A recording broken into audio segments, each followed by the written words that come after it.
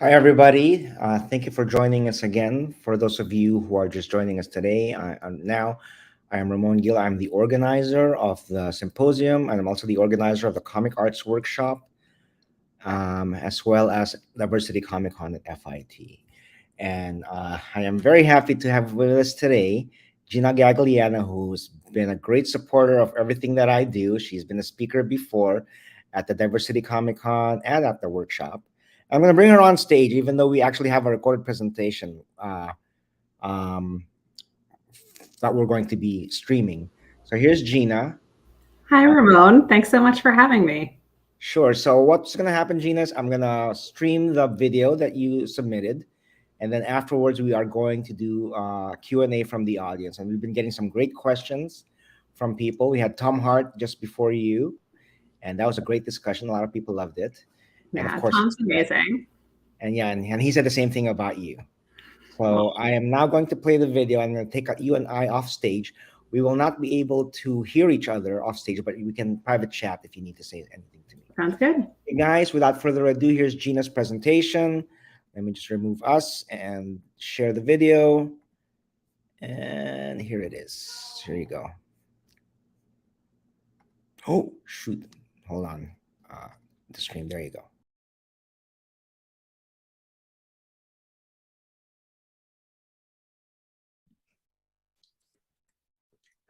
I'm Gina Gagliano, and I'm here today to talk about comics and censorship with a focus on the increase in censorship in the past year.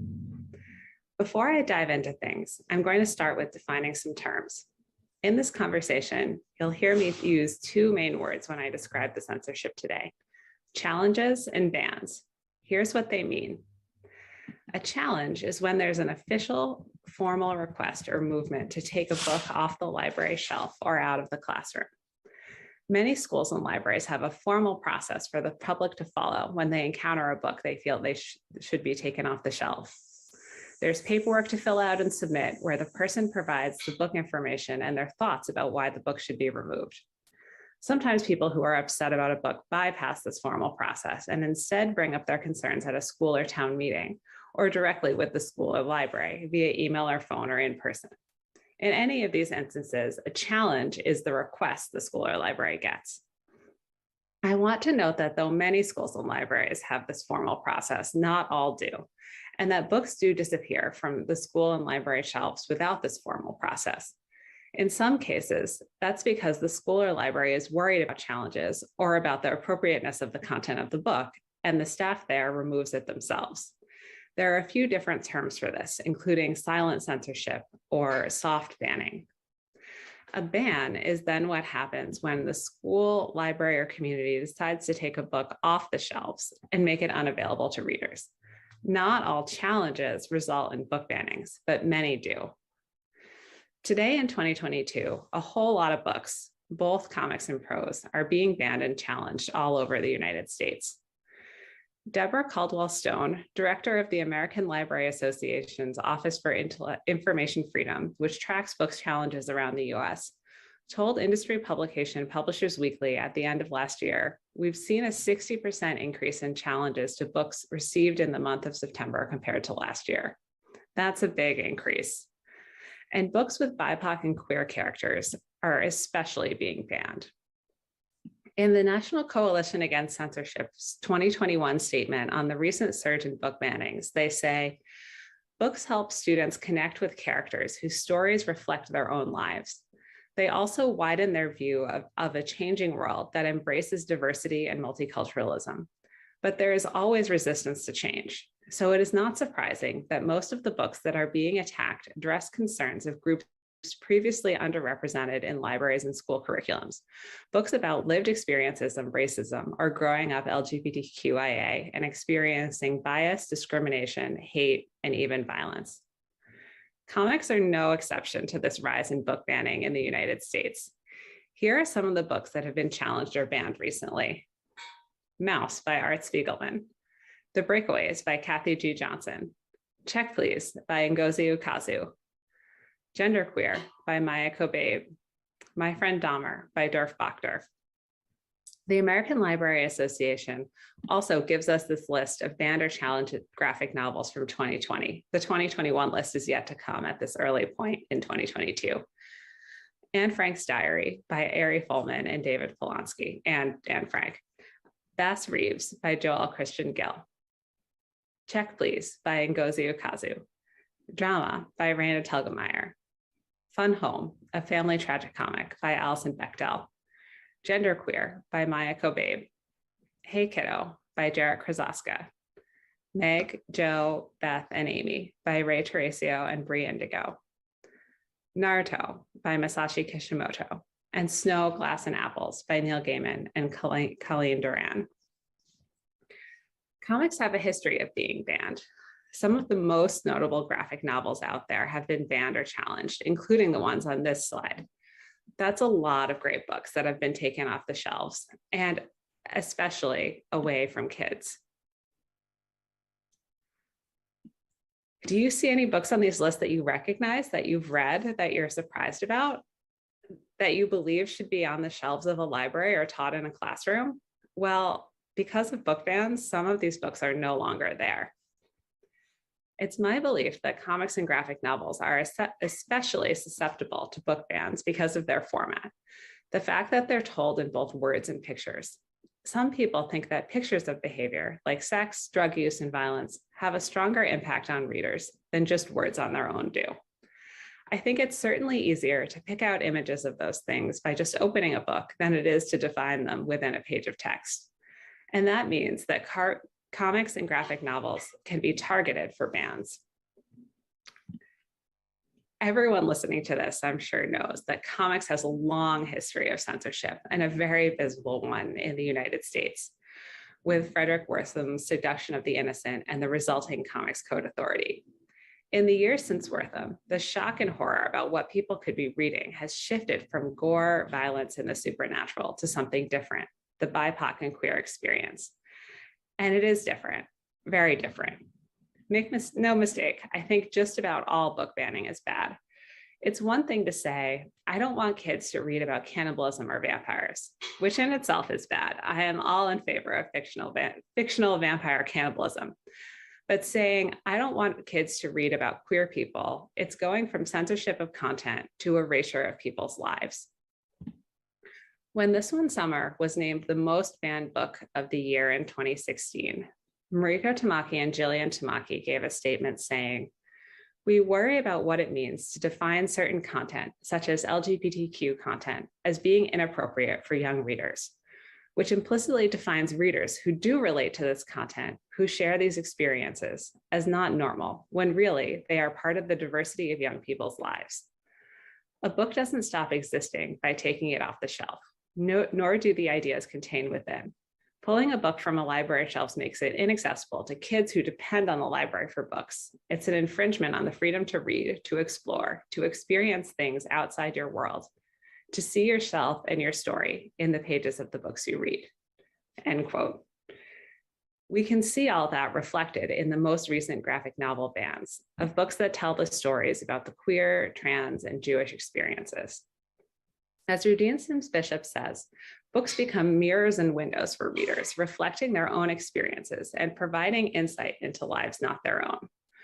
And for kids especially, they provide a glimpse into the ways their lives and identities could transform in the future. The public school and public library function to provide those mirrors and windows, to provide a portrait of the community and the makeup of our nation to the readers who read the books there.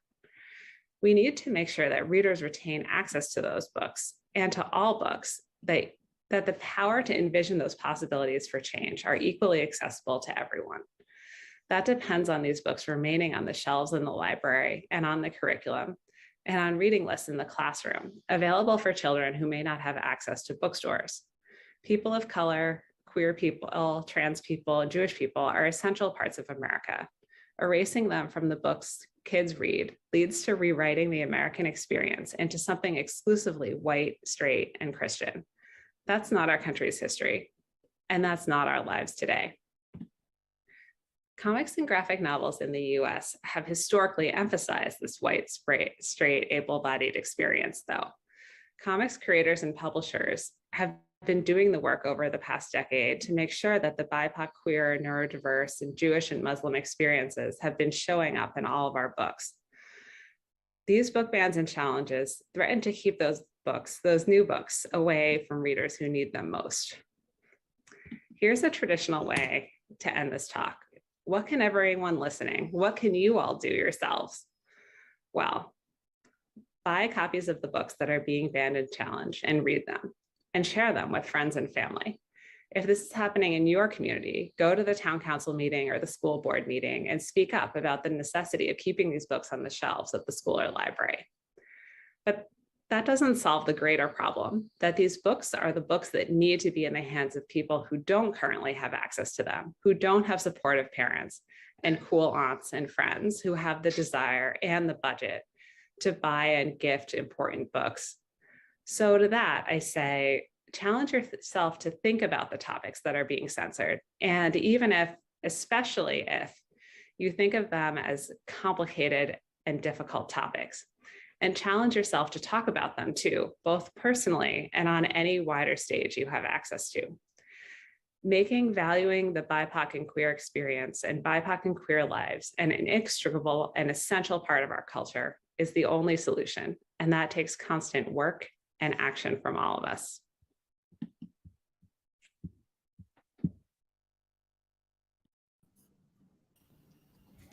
Well, thank you very much, Gina. Thanks, Ramon. That was a pretty disheartening situation we're in. Yeah, there are more and more book bans that are happening. I mean, in the comic space, but also in the prose space. And I mean, basically, it's terrible. Like, You find it's happening mostly in certain parts of the country as opposed to everywhere? I think that we are hearing a lot about certain states, but definitely, I mean, I took the list, that list of books like Genderqueer and The Breakaways and Check Please, and looked at the places, and it's not just the South. It's not just states that we would think of as conservative states. It's really places all over that seem to be very concerned about reactions from parents and their communities about, as I said, including any content in their library that does not portray America as a, white, straight, cis experience. Now, you recently left Random House to join, is it the Chicago Book Festival? It's the Boston Book Festival. Boston Book Festival. So, is this going to be part of your mission or your vision for taking on that new position?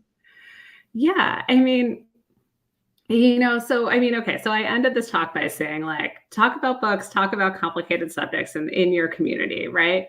And I think that as a director of a book festival, I am in a perfect position to be able to make that happen, to put those complicated and important and cool and vital topics kind of front and center, with the festival that I work with. And, I also think that it's important both to talk about these topics and to talk about censorship itself. Because, I mean, I think I'm like construing things, right? I'm completely construing things, but I feel like, part of the censorship comes from, like, oh no, we can't have BIPOC and queer voices in our library, in our community. And I would also bet that part of it comes from, parents and community members finding it difficult and complicated to talk about things like racism and race and gender and sexuality with kids. And, themselves not having the background and education in having those conversations. So saying, oh, I'm not comfortable about having a conversation about gender with my middle schooler, so they shouldn't be exposed to a book about it, because what do I do? Right. So there's, because they're thinking, I want to protect my kid. I don't know if my kid is ready. I don't know how to have this talk. But, I think that there's a lot to do in the community with talking to everyone about getting comfortable with talking about race and gender and sexuality and religion. Because they are parts of all of our lives. And, taking them out of the library, taking them out of the school with these books doesn't erase that they are part of our lives.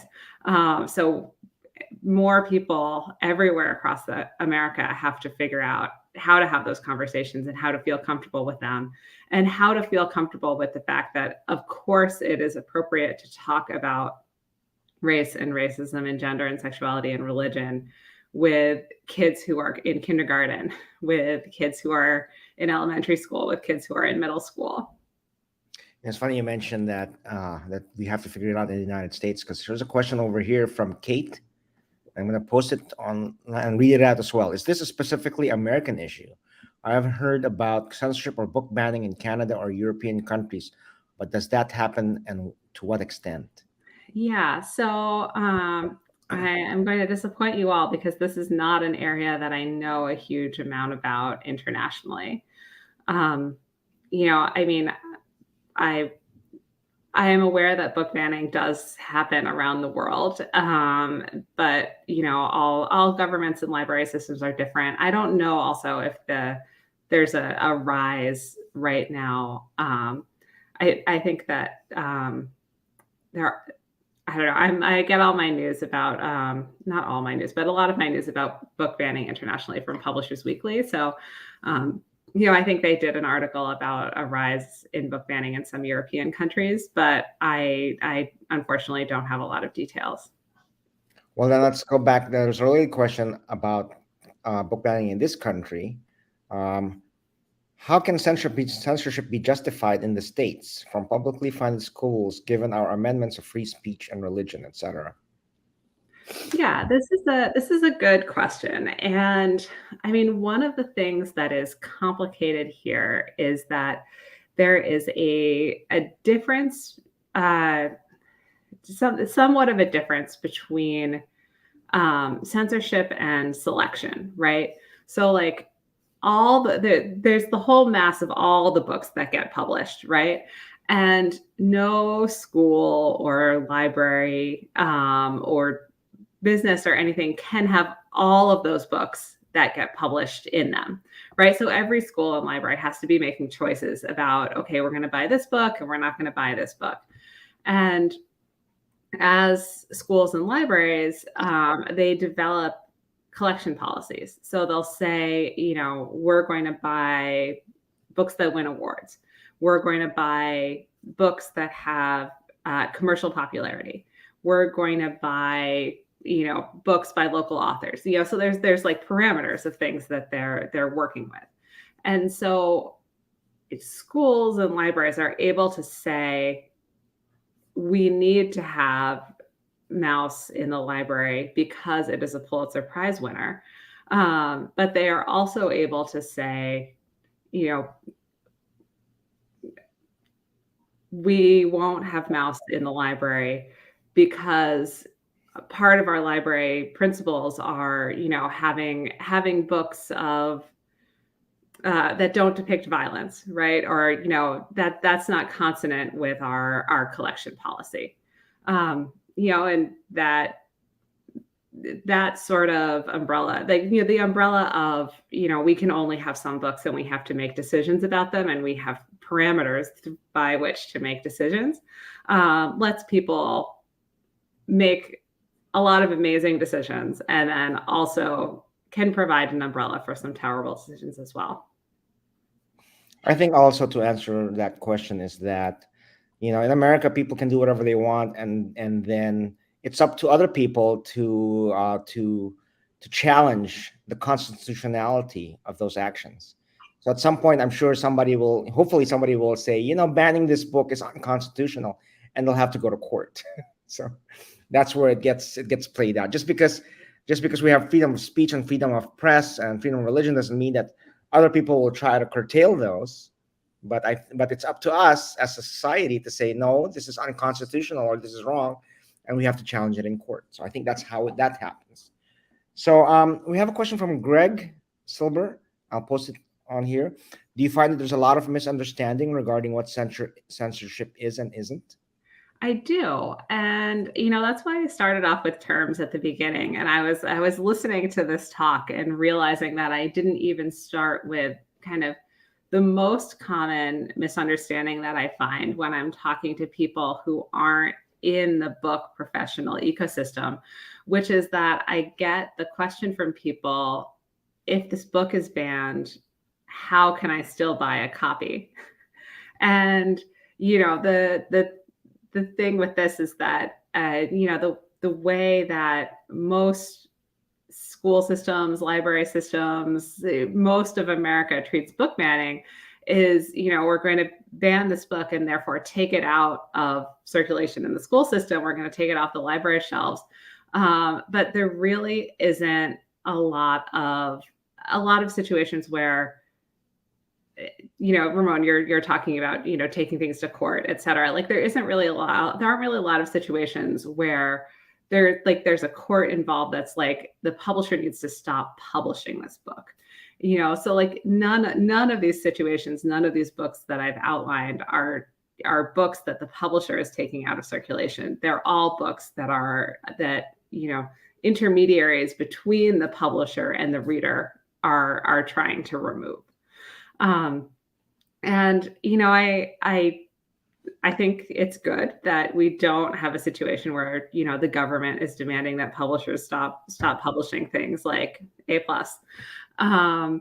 But yeah, definitely there's just a lot of confusion in this.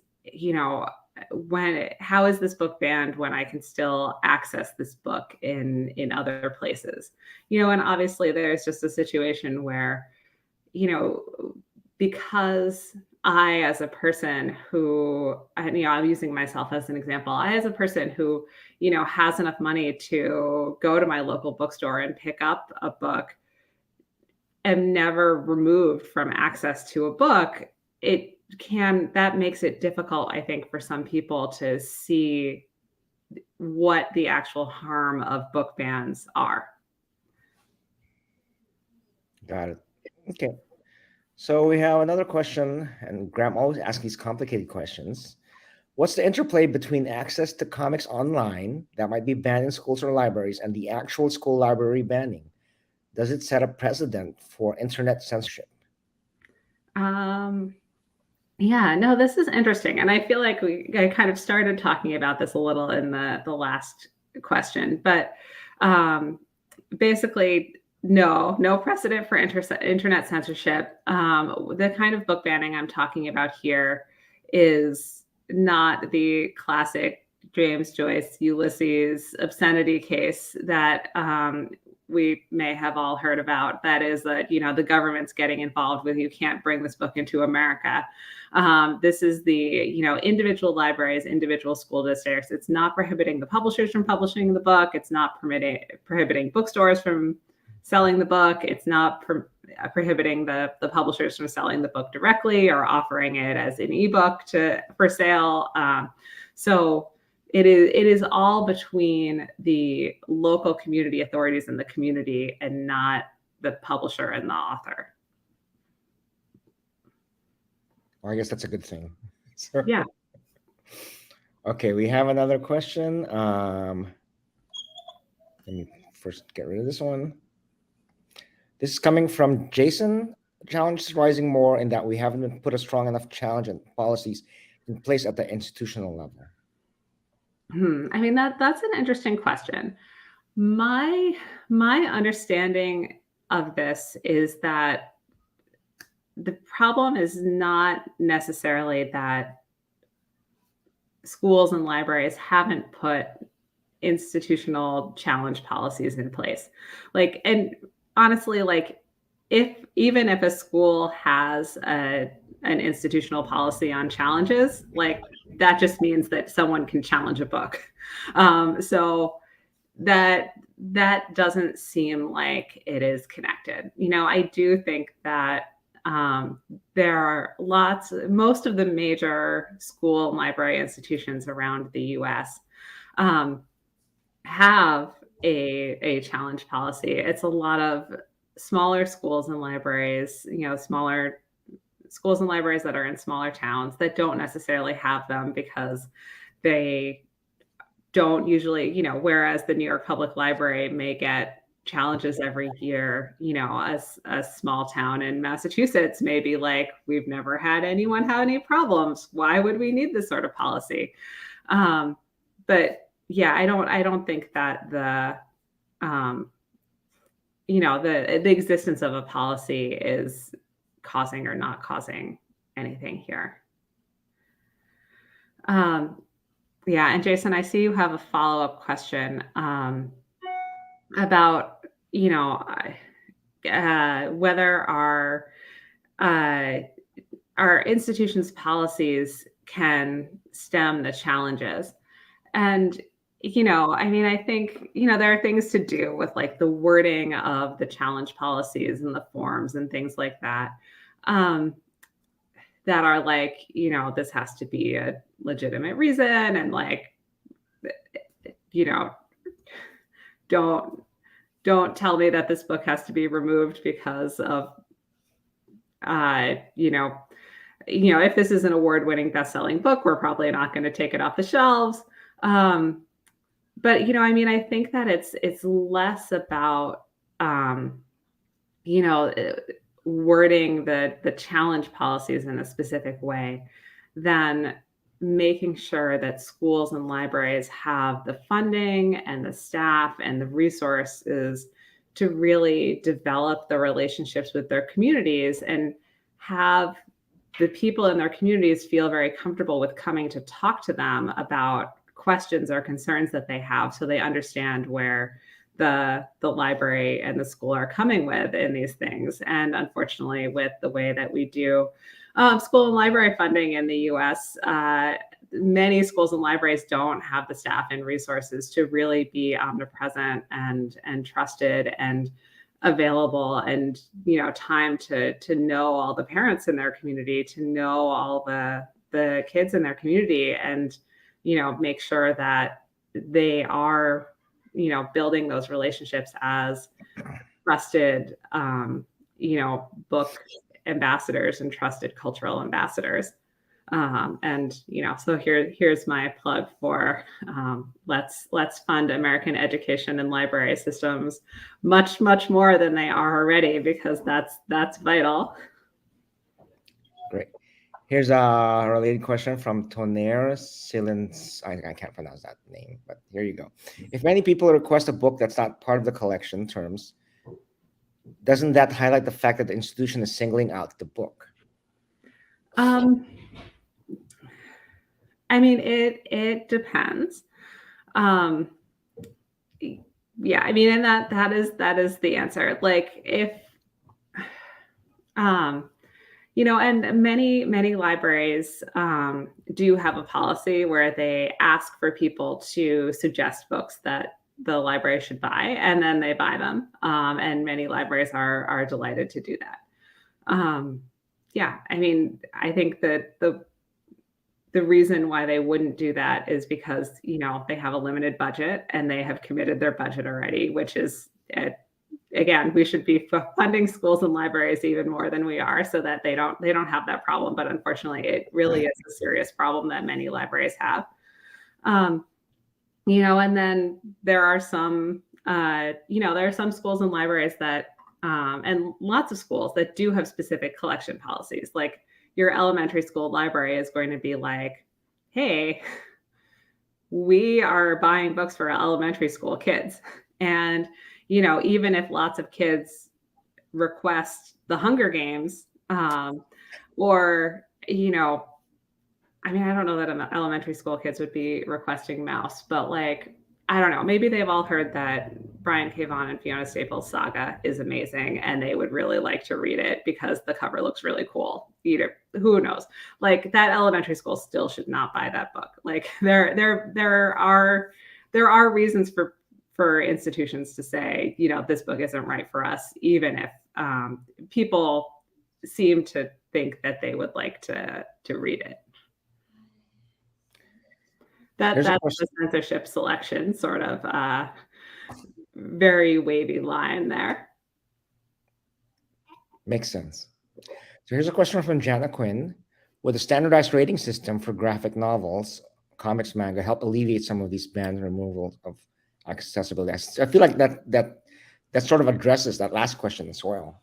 Yeah. So, I mean, this comes up a lot in the publishing space, and it's such a complicated question.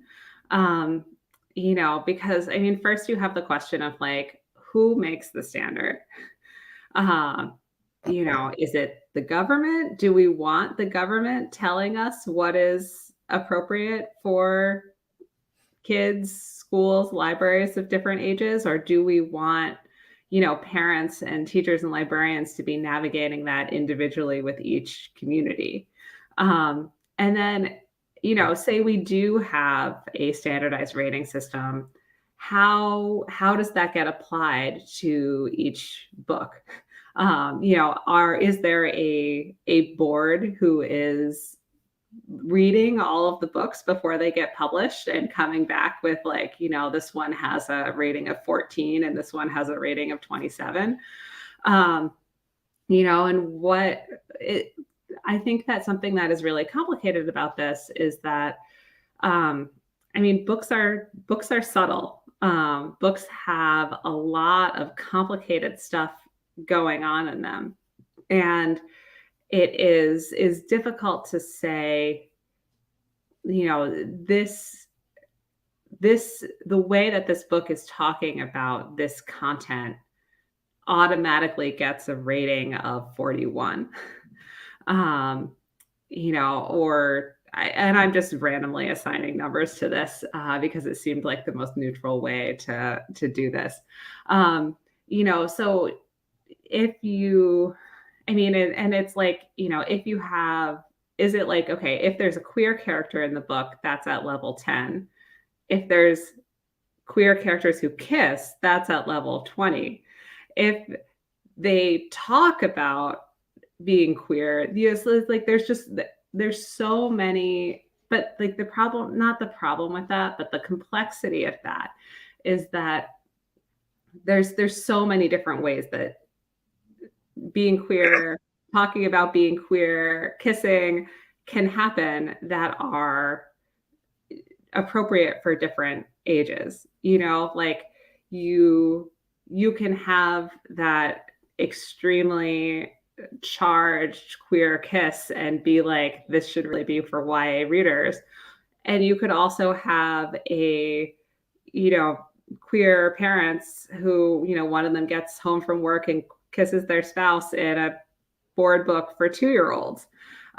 So I think that the practicalities of implementing this kind of content-based system really evade me. I don't know, and I'm sure that there are people who are more thoughtful on this that have thoughts about how it could work, but I haven't been able to figure it out. And there isn't something like this for books either. So it's not just comics that's in this boat. Yeah, my kids when they went through elementary school, I know that the books had a letter rating, but I never wondered what that was based on. I just assumed it was on reading level. It never occurred to me whether they also rated it on content. So we have another question here. I know we touched on this in the beginning, but I'll post it anyways. Is book banning generally relative to specific communities, or is it more so a national or state move?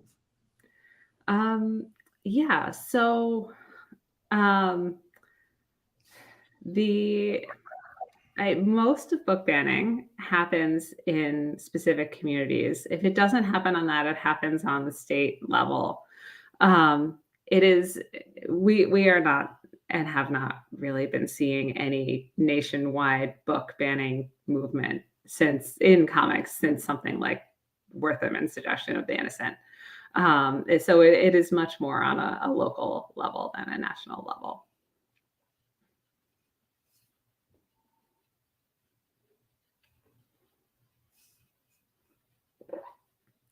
Sorry about that. So earlier you were talking about some of the things that people can do to counteract book banning and things like that, buying the books that are banned, things like that. But what can we do as creators?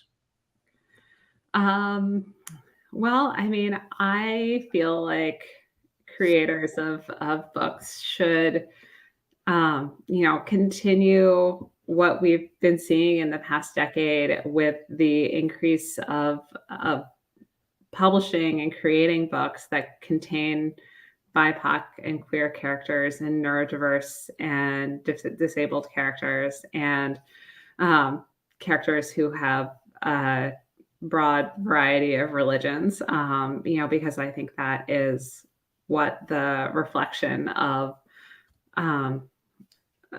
identities in the country is. We also have organizations like the National Coalition Against Censorship or the American Library's Office of Intellectual Freedom. And of course, in comics, we have the Comic Book Legal Defense Fund. And all of those places specifically have a mandate and a mission to take action against book banning and censorship. So there's always the opportunity to contact them, to volunteer time, volunteer services, to see if there's anything specific they need to help do what they do. Got it. Any more questions, guys? While we're seeing if anybody else posts, I'm gonna post the URL for Gina's new job, which is the Boston Book Festival. Right? Does this mean you're moving to Boston? It does. I am in Boston right now. Oh, okay, okay, yeah. I also knew you as a New Yorker. So, are you originally from Boston? I'm not. I grew up in Connecticut. Okay, I think I remember learning that on your podcast with okay, I'm sorry. Yeah, your graphic Graphic novel. novel TK with Ben Wilgus. Is that still going on? I haven't tuned in a while. We have, I think, 4 more episodes that we've recorded that has been slightly on hiatus during the pandemic, but we just got them edited, and Ben and I have been writing up the show notes and everything. So maybe in the next few months we'll have some more graphic novel TK. It's the other thing. Is this the graphic novel TK is a great resource if you want to learn how to be a graphic novelist. From soup to nuts. It's an amazing podcast. You and Allison are doing a great job with it, and I Yeah, recommend it. Recommend it it's to Ben, not Allison. I'm But sorry. thank I'm you. sorry. Sorry, my co-host is Ben Wilgus. Oh, okay. Okay. I'm sorry. So, anyways, let's see. Oh, there's one more question. Let's cover that. So here you go. Are publishers affected by banning, i.e., more reluctant to publish works by BIPOC, queer, marginalized authors, or if any hypothetical ranking system was implemented? I mean, I'm not in publishing anymore, but so my completely backseat analysis is that it is extremely unlikely that a hypothetical ranking system would be implemented, or a rating system. Um, and I mean, publishers are affected by book banning. Authors are affected by book banning because it's terrible. Like, it is rotten to get your book challenged or banned, right? Because it means that someone out there is basically being like, I found this book that you wrote and cared about so terrible that I don't think anyone should read it. And that is rotten. Like, that's a terrible feeling. Um, but publishers, I mean, everyone involved in making that book has a lot of emotions related to that. But publishers aren't looking at pushback and saying, oh no, we shouldn't publish more books with these topics or these authors. Publishers are more likely to look at sales numbers and make those calls, rather than by looking at as a book banning case in a single state or a single community. Okay, well, with that, let's wrap up. We can't hear you guys applauding Gina, so if you guys could post a thank you on the chat, we really appreciate you coming by today and joining us and doing that presentation for us and answering everybody's questions. Yeah, of And course. also, if everybody could just, as before, when you post a thank you on the chat, just let me know where you guys are streaming from. I'd love to know where everybody's coming from. So, Yeah, well, thanks, Ramon, for having me and giving me the opportunity to talk about book banning, which is not at all good. And it just, I don't know. I've been thinking about it a lot lately because I just did this whole talk, right? There's so many books that keep popping up that people keep trying to remove from the systems. And I'm glad to have the opportunity to be like, this is really bad. Let's think about it and see what we can do.